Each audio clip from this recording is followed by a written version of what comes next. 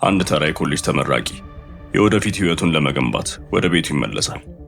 ነገር ግን በምድር ላይ ከምንም ነገር ጋር የማይመሳሰል የጥንት የውጭ ዓለም ቅርስ ያገኛል። በሰከንዶች ውስጥም ከሰውነቱ ጋር በመዋሃድ የማይታሰብ ኃይል ይሰጠዋል። እንዲሁም ለሚወዳቸው ሰዎች ሁሉ ላይ አደጋን ይጋብዛል። አሁን በርህራሄ ቢስ ኩባንያ እየታደነና ከሌላ ዓለም በመጣ መሳሪያ ጋር ተዋህዶ ሃይሜ ሬየስ ከዕጣ ፋንታው መሸሽ እንዳለበት ወይም ዓለምን ያልጠበቀው ጀግና መሆን እንዳለበት መወሰን አለበት። ይህ ብሉ ቢትል ይባላል። ታሪኩ የሚጀምረው ማታ ላይ ሲሆን ራቅ ያለ የማዕድን ማውጫ ቦታ ላይ ኮንራድ የተባለ ሰው ሚስጥራዊ ቁፋሮ እየተቆጣጠረ ይገኛል። እሱም ለብዙ ዓመታት እጅግ ዋጋ ያለው ነገር እየፈለገ ቆይቷል። ድንገትም ቪክቶሪያ ኮርድ ወደ ቦታው ትደርሳለች። እሷም ቢሊዮኔርና የኮርድ ኢንዱስትሪ ዋና ስራ አስፈጻሚ ናት። ኮንራድም ስካረብ በመባል የሚታወቀውን ጥንታዊ ዕንቁ በመፈለግ እስከዚያ ሰዓት ድረስ ለእሷ ሲሰራ ቆይቷል። ከዓመታት ውድቀትም በኋላ ኮንራድ በመጨረሻ እንዳገኙት ነገራት። ማውጣት ብቻ ነበር የሚቀራቸው። ከዚያም ስካረቡ ከምድር የመጣ ሳይሆን ከሌላ ዓለም የመጣ የውጭ ዓለም ቴክኖሎጂ መሆኑን እንረዳለን። በመላው ዩኒቨርሱም ሲጓዝ በመጨረሻ ምድር ከመድረሱ በፊት በርካታ ፕላኔቶችን አጥፍቷል። በመቶዎች የሚቆጠሩም ዓመታት ውስጥ ስካረብ ከተለያዩ እጆች አልፏል። ይህን ዕንቁ የያዙትም ሰዎች በዘመናቸው በጣም ኃይለኛና ተጽዕኖ ፈጣሪ ሰዎች መካከል አንዱ እንዲሆኑ ረድቷቸዋል። አንዳንዶች ኃይሉን ወንጀል ለመዋጋትና ሰዎችን ለመጠበቅ ተጠቅመውታል። እሱም ብሉ ቢትል በመባል ይታወቃሉ። ከዚህም ትዕይንት በኋላ ወደ ፓልመር ሲቲ አውሮፕላን ማረፊያ ይለወጣል። እዚያም የህግ ዲግሪውን ጨርሶ ወደ ቤቱ የሚመለስ ወጣት ሃይሜ ሬየስ እናገኛለን። ወላጆቹ፣ አያቱና ታናሽ እህቱ ማግሮ እሱን ለመቀበልም እዚያ አሉ። ሃይሜ ከብዙ ዓመታትም በኋላ ቤተሰቡን በማየቱ ተደስቷል። ብዙም ሳይቆይ አዝናኝ አጎቱ ሩዲ ታየና አጠቃላይ ቤተሰቡ ለምግብ አንድ ላይ ወጡ። ነገር ግን በምግቡ ወቅት ስሜቱ ሁሉ ይለወጣል። መሬቱ ድንገት ኪራያቸውን በ3 እጥፍ በመጨመሩ ቤታቸው በቅርቡ ሊያጡ እንደሚችሉ ማግሮ ገለጠች። ሃይሜም ደንግጦ በአባቱ አሮጌ ሱቅ ውስጥ መኖር ይኖርባቸው እንደሆነ ይጠይቃል። ነገር ግን ወላጆቹ የባሰ ዜና ይገልጡለታል። ሱቁ ቀድሞውኑ ጠፍቷል። በገንዘብ ችግር ምክንያት መሸጥ ነበረባቸው። ከዚህም ላይ የሃይሜ አባት በቅርቡ የልብ ድካም አጋጥሞታል። ይህንን ሁሉ ሰምቶ ሃይሜ ያዘነ። ማንም ያልነገረው ለምን እንደሆነም ይጠይቃል። ወላጆቹም እንዳይጨነቅ እንደማይፈልጉ ያስረዳሉ። እሱ በትምህርቱ ላይ እንዲያተኩርና እንዲሳካለት ብቻ ነበር የፈለጉት። አሁን ሃይሜ ቤተሰቡ ከመቼውም ጊዜ በላይ እንደሚፈልገው ተረዳ። ስለዚህም በሚቀጥለው ቀን ሃይሜ ከእህቱ ማግሮ ጋር በቪክቶሪያ ኮርድ መኖሪያ ቤት አገልጋይ ሆኖ ስራ ይጀምራል። ቪክቶሪያም ወደ ውስጥ ስትገባ የወንድሟ ልጅ ጄኒፈር እዚያ እንዳለችና በግልጽ እንደተናደደች ትረዳለች። አክስቷንም እንዳየቻት ኩባንያው ኦማክ ብሎ የሰየመውን አዲስ ምርት የሚያሳይ ቪዲዮ በቴሌቪዥን ታበራለች።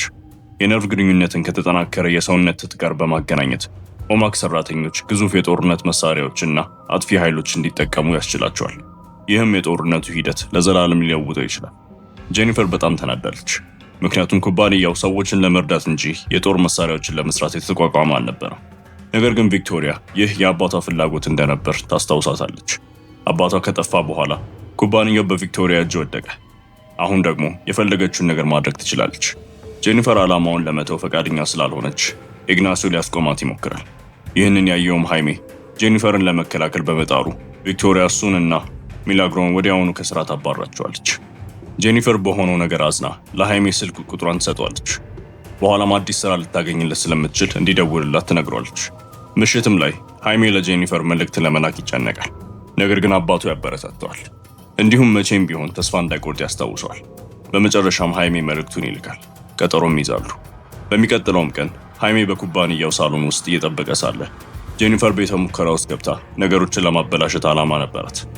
የስካረብ ዕንቁንም ማግኘታቸውን ስታውቅ ደንግጣ ወዲያውኑ ትሰርቋለች።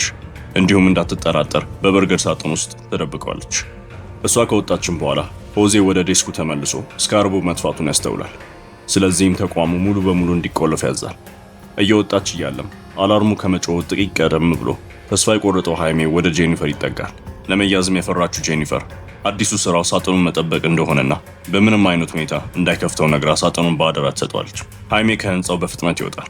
ጄኒፈር ደግሞ ሌባውን ለመፈለግ ከሚረዱት ጠባቂዎች ጋር አብራ ትሄዳለች። በኋላም በቤቱ ሳጥኑን እስኪከፍት ድረስ ሃይሜ በቤተሰቡ ጫና ያድርበታል። በስካርቦ አነስተኛ መሆን ባይደነቁም መጫወት ይጀምራሉ። ነገር ግን ሃይሜ በእጁ ሲወስደው ማብራት ይጀምራል። በድንገትም ስካረቡ እግሮቹን አውጥቶ በቀጥታ የሃይሜ ፊት ላይ ይጣበቃል። ለመነቀልም እምቢ ይላል። ለማስለቀቅ የሚሞክሩትም በኤሌክትሪክ ይመታቸዋል።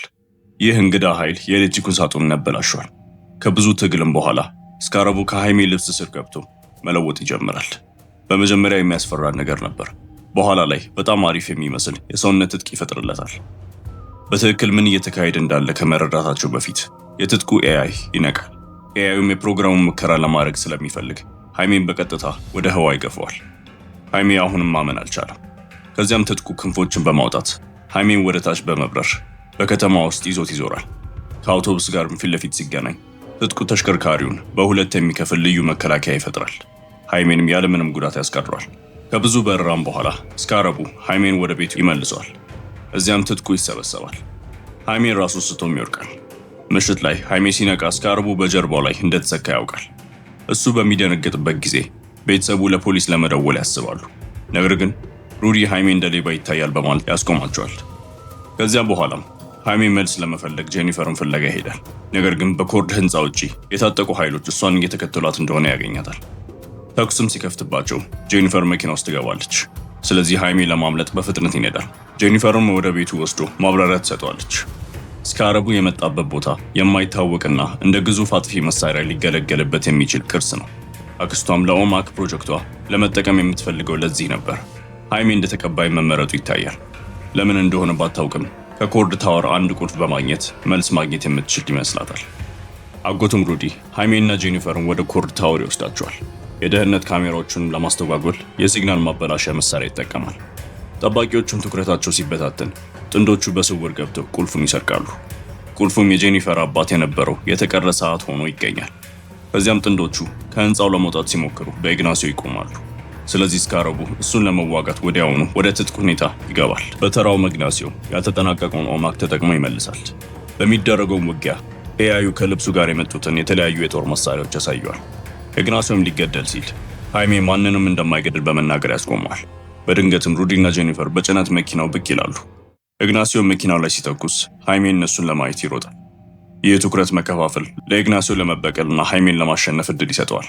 ነገር ግን ሊገድለው ከመቻሉ በፊት ሩዲ በሲግናል መሳሪያው ይመታዋል። ሶስቱም ያመልጣሉ። ጠዋት ላይ ወደ ጄኒፈር አሮጌ ቪላ ይደርሳሉ። እዚያም ሰዓቱን ተጠቅሞ ሚስጥራዊ ቦታ ተከፍታለች። አባቷ ብሉ ቢትል በመባል የሚታወቀው የከተማው ሱፐር ሂሮ እንደነበርና ወንጀልን ለመዋጋት የቤተሰቡን ሀብት ተጠቅሞ በርካታ መሳሪያዎችንና ቴክኖሎጂዎችን እንደፈጠረ ይገልጣል። ከዓመታትም በፊት የመጀመሪያው ብሉ ቢትል እንደመረጠው ሁሉ ስካረብ ሃይሜን ይመርጦታል። እንዳለመታደልም ሆኖ ስካረቡ የጄኒፈርን አባት መቼም አልመረጠውም። ነገር ግን ስለሱ የበለጠ ለማወቅ ሙሉ ህይወቱን አሳልፏል። ሩዲ በአሮጌው ኮምፒውተር ውስጥ ለሃይሜ ችግር መፍትሄ ሲፈልግ ሃይሜ ወደ መጸዳጃ ቤት ሄዶ ቁስሉን ሰማያዊ ብርሃን ሲያበራ እያስተዋለ፣ ይህም ማለት ስካረቡ በውስጥ በኩል የሰውነቱን ሁኔታ በመለወጥ ከሃይሜ አካል ጋር በዝግታ እየተዋሃደ ነበር። ነገር ግን ቁስሉ በፍጥነት ይፈውሳል። ከዚያም ሃይሜ ወደ አባቷ ቤቷ በመመለሷ በሐዘንና በብቸኝነት የተሰማትን ጄኒፈር ለማጽናናት የተቻለውን ያህል ይሞክራል። ሩዲም መጥቶ አዲስ መረጃ እንዳለው ይናገራል። ስካረቡ በህይወት እስካለ ድረስ ከሃይሜ አካል ሊነቀል አይችልም። ምክንያቱም ከእሱ ጋር የነርቭ ቁርኝት ስለፈጠረ ተቀባዩን በማንኛውም ዋጋ ለመጠበቅ ይፈልጋል።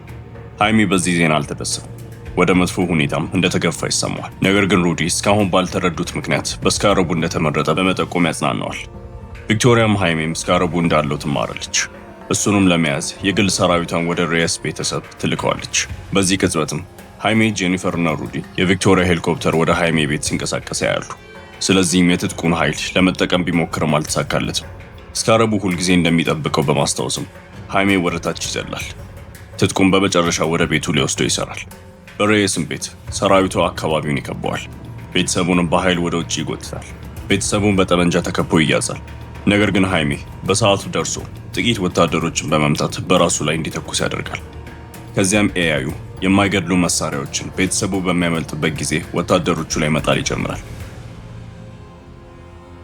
ነገር ግን ሲሮጡ ሚላግሪስ ትወድቃለች። አልበርቶም እሷን ለመርዳት ይቆማል። ይህም በወታደሩ በጣም እንዲጎዳ ያደርጋል። በምድር ላይ ሲወድቅም የልብ ህመም ያመጣበታል። ሃይሜ ቪክቶሪያ እና ኢግናሲዮን በሚፈልገው ቦታ አግኝቷቸዋል። ነገር ግን ከመተኮሱ በፊት አባቱ በህመም ሲጮህ ሰምቶ ወደሱ ይሮጣል። ይህም ኢግናሲዮ እና ቪክቶሪያ በኤሌክትሪክ መጥተው እንዲይዙት እድል ይሰጣቸዋል። ስለዚህ ሃይሜ ሲጎተት ቤተሰቡም አልበርቶ ሲሞትና ቤቱ ሲቃጠል ለማየት ይገደዳሉ። ጠዋት ላይ ናና ጠንካራ ለመሆን ትሞክራለች። ለቤተሰቧም ከማልቀስ ይልቅ ሃይሜን ለማዳን መሞከር እንዳለባቸው ትናገራለች። ጄኒፈርም መጥታ ለሁሉም ነገር ተጠያቂ እንደሆነች በመሰማት እርዳታዋን ታቀርባለች።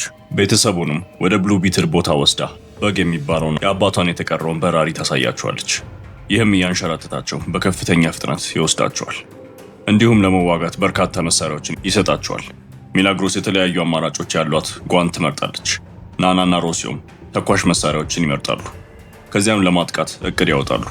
በፓኮ ደሴት በሚገኘው ምሽግ ውስጥ ቪክቶሪያ የስካረቡን ኮድ አውጥታ ወደ ኦማክ ልብሷ ሃይሜን ከማሽን ጋር ታገናኘዋለች። ይህም በሂደቱ ሃይሜን ይገድለዋል። ኢግናሲዮ እና የሰውነቱ ትጥቁም ከማሽኑ ጋር የተገናኙ ናቸው። እናም እሱ የመጀመሪያው የኦማክ ልብስ ተቀባይ ለመሆን ኮዱን ይቀበላል።